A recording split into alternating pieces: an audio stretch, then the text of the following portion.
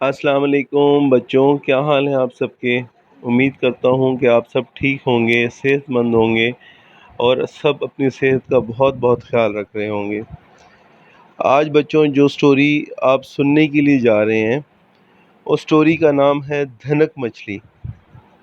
دھنک مچھلی یہ کہانی ہے ایک مچھلی کی جو نیلے سمندر میں رہتی تھی۔ یہ کوئی عام مچھلی نہیں، سمندر کی سب سے خوبصورت مچھلی تھی۔ یہ مچھلی ہرے، نیلے اور سنہری رنگ کی تھی۔ دوسری مچھلیاں اسے دیکھ کر حیران ہوتی اور اس کو دھنک مچھلی کہتی تھی۔ آؤ دھنک مچھلی ہمارے ساتھ کھیلو۔ مگر دھنک مچھلی ان سب کے درمیان خاموشی کے ساتھ گزر جاتی تھی۔ ایک دن ایک نیلی مچھلی نے دھنک مچھلی کا پیچھا کیا۔ نیلی مچھلی نے کہا، دھنک مچھلی رک جاؤ، مجھے اپنے چمکتے ہوئے سفنے چھلکے میں سے ایک سفنا دے دو، تمہارے پاس تو اتنے سارے ہیں۔ دھنک مچھلی نے مڑ کر کہا، تم کو میرے یہ خوبصورت سفنے چاہیے؟ تم ہوتی کون ہو مجھ سے یہ کہنے والی؟ چلی جاؤ یہاں سے۔ نیلی مچھلی گھبرا کر جلدی جلدی تیرتی ہوئی وہاں سے چلی گئی۔ نیلی مچھلی نے جا کر یہ سب مچھلیوں کو بتایا اور اس دن کے بعد انہوں نے دھنک مچھلی سے کوئی تعلق نہیں رکھا۔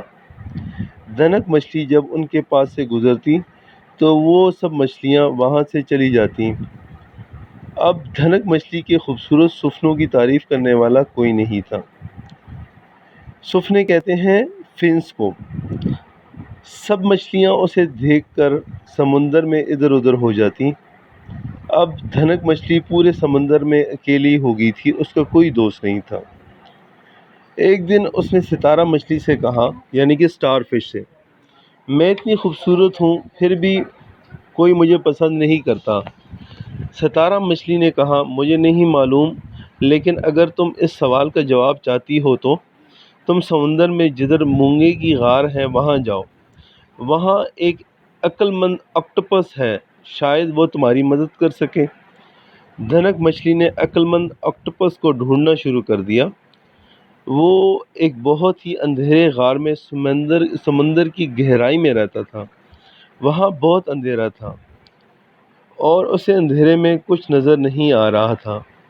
پھر اچانک سے اندھیرے سے دو آنکھیں چمکتی ہوئی نظر آئیں اور اندھیرے سے آکٹوپس نمودار ہوا۔ میں تمہارا ہی انتظار کر رہا تھا، اس نے بھاری سی آواز میں کہا۔ مجھے تمہاری کہانی لہروں نے بتائی ہے۔ میرا مشورہ تمہیں یہ ہوگا کہ اپنے چمکتے ہوئے سفنے ہر مچھلی کو ایک ایک دے دو۔ تم سمندر میں سب سے خوبصورت مچھلی نہیں رہو گی، مگر تم خوش رہو گی، یہ میرا تم سے وعدہ ہے۔ میں ایسا نہیں کر سکتی ہوں، دھنک مچھلی نے کہا۔ آکٹوپس دوبارہ اندھیرے میں غائب ہو چکا تھا۔ دھنک مچھلی نے سوچا، یہ کیسے ہو سکتا ہے کہ وہ اپنے خوبصورت چمکتے ہوئے سفنے سب مچھلیوں میں بانٹ دے؟ نہیں نہیں، ایسا نہیں ہو سکتا، میں ان کے بغیر خوش کیسے رہ پاؤں گی؟ اس نے سوچا۔ اچانک اس نے دیکھا کہ نیلی مچھلی خاموشی سے وہاں آ گئی تھی۔ دھنک مچھلی، تم ناراض نہ ہونا، نیلی مچھلی نے کہا، مجھے ایک چھوٹا سا چمکتا ہوا سفنا دے دو، بس ایک۔ دھنک مچھلی نے کچھ سوچا اور پھر اس نے سب سے چھوٹا چمکیلا سفنا نکال کر نیلی مچھلی کو دے دیا۔ نیلی مچھلی نے کہا، شکریہ۔ دھنک مچھلی اور وہ چمکیلا سفنا اپنی باقی سفنوں کے ساتھ لگا کر خوشی سے ناچنے لگی۔